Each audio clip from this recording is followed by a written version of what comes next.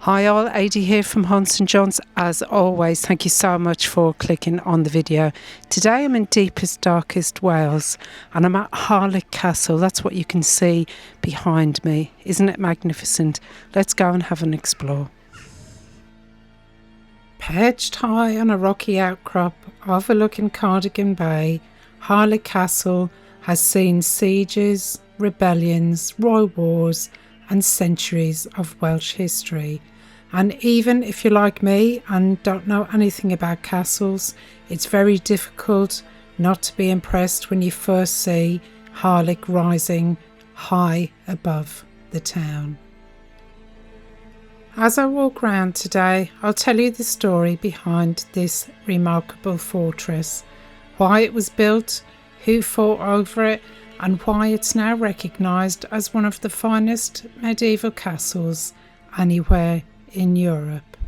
Now, Harlech Castle was built between 1283 and 1290, and that was during the reign of King Edward I of England. Edward had just conquered much of Wales after defeating the Welsh Prince Llewellyn, and he was quite often known as Llewellyn the Last. And to make sure that the Welsh couldn't easily rebel again, Edward began one of the biggest castle building programmes Britain had ever seen. And if you want some more information, guys, please do just pause it on each of the information boards as I go around. Now, Harlech was one of what historians now call the Iron Ring of castles, along with Conwy, Carnarvon and Beaumaris. And I have actually visited Conwy and Beaumaris, and you'll find those other videos on my channel. Now, these impressive castles were designed not only to defend the land, but they were also to demonstrate English power over Wales. The man responsible for designing Harlech was Master James of St. George, and he was one of the greatest military architects of the medieval world. He had come from a country that is now called Switzerland, and he oversaw the construction of several of Edward's castles, and many people consider Harlech to be one of his finest masterpieces. As you can imagine, building a castle like this wasn't cheap, and it was estimated that Harlech cost around £8,000 in the late 13th century, and by today's standards that doesn't sound too enormous a sum, but in medieval money it was an extraordinary amount of money and equivalent to many millions of pounds today.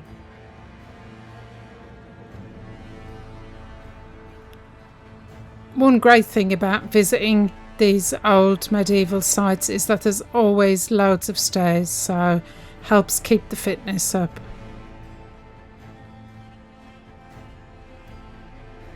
The location for Harlech was chosen very carefully because the castle sits on top of a huge natural rock, and that stands around 200 feet above sea level.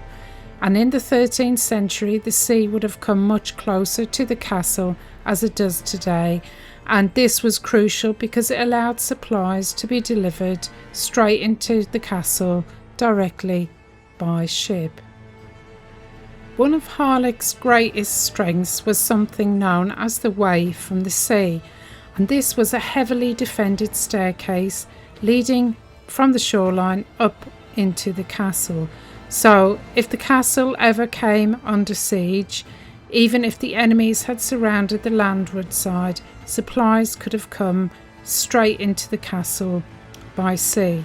It was an ingenious piece of military planning, and it helped Harlech survive some incredibly difficult times. As we walk around, you'll notice just how symmetrical the castle is. It's almost perfectly square. It has 4 enormous corner towers connected by thick curtain walls, and the gatehouse is particularly impressive, and it's considered one of the strongest ever built in medieval Britain. because anyone trying to force their way inside here would have faced multiple portcullises. Oh, I can't believe I managed to say that correctly. Heavy oak doors, there would have been murder holes overhead and narrow passageways. So this is where defenders could attack from above. So every part of the entrance was designed to slow down attackers and give the defenders every possible advantage.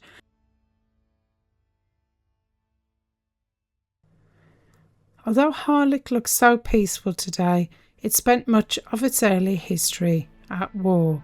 In 1294, just a few short years after the castle was completed, the Welsh leader Llewellyn led a major rebellion against English rule, and much of Wales rose up. Harlech was under siege. Now, despite it being surrounded, the castle held out. Thanks to supplies arriving from the sea, the defenders survived until English forces relieved the siege, and it was the first major test of Harlech's defences, and it passed with flying colours.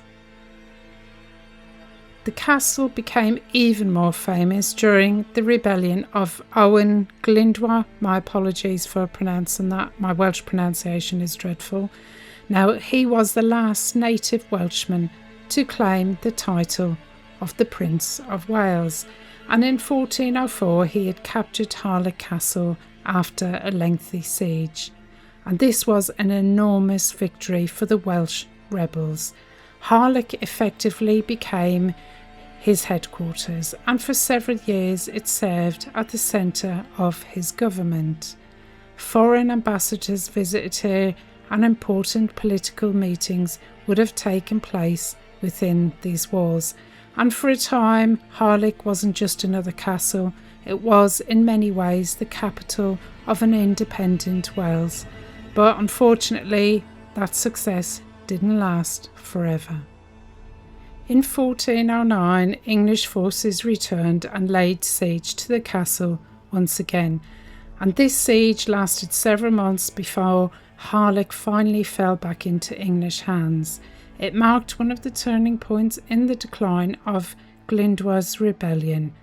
But the castle's military story wasn't over there, because during the Wars of the Roses, Harlech once again found itself at the centre of events.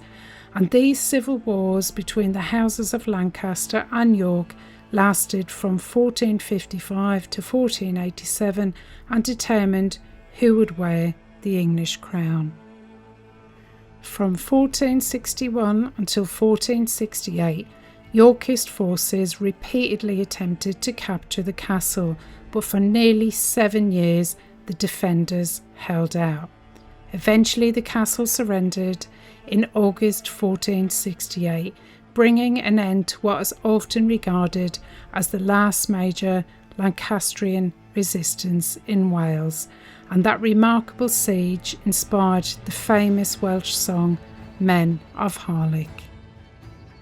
Many people assume the song dates back to the medieval siege itself, but it was actually written centuries later during the 19th century. But even so, it's become very closely associated with Harlech Castle, and it remains one of Wales's best known patriotic songs.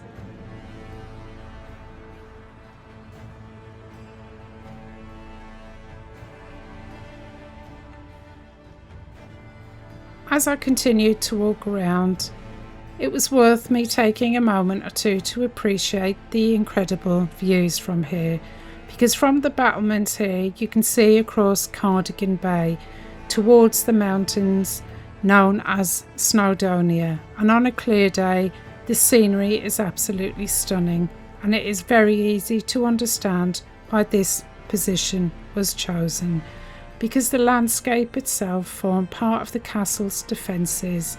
Attackers had to climb steep slopes while defenders enjoyed commanding views in every direction.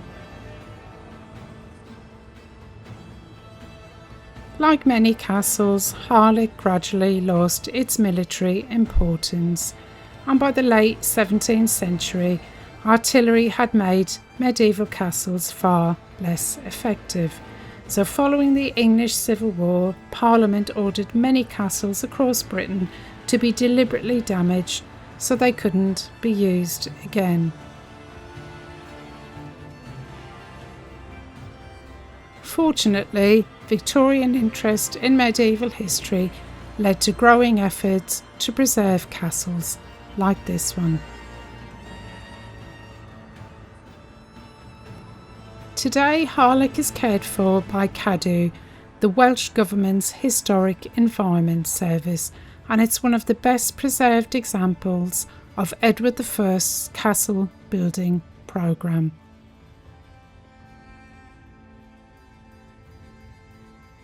In 1986, Harlech Castle, together with Beaumaris, Carnarvon and Conwy, was designated a UNESCO World Heritage Site, and UNESCO described them as some of the finest examples of late 13th and early 14th century military architecture anywhere in Europe. And as impressive as the castle is, if you do visit here, just remember that Harlech, the town itself, is also worth exploring.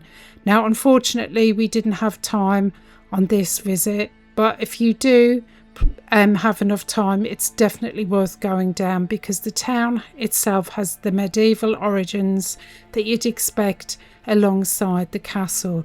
It's a very small and friendly place, but we saw loads of narrow streets, cafes, independent shops, and of course there were some wonderful coastal views.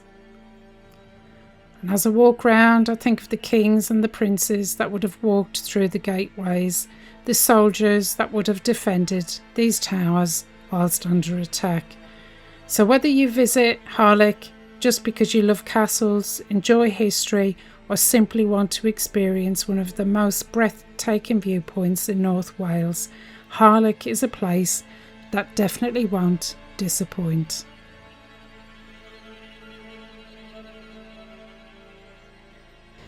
I'm going to wrap the video up here. I really do hope you enjoyed this visit to Harlech Castle in North Wales, and if you did, if you could please like, subscribe, hit the hype button down below. It doesn't cost you anything, but it really helps the channel out, and I shall see you for the next one. Bye for now.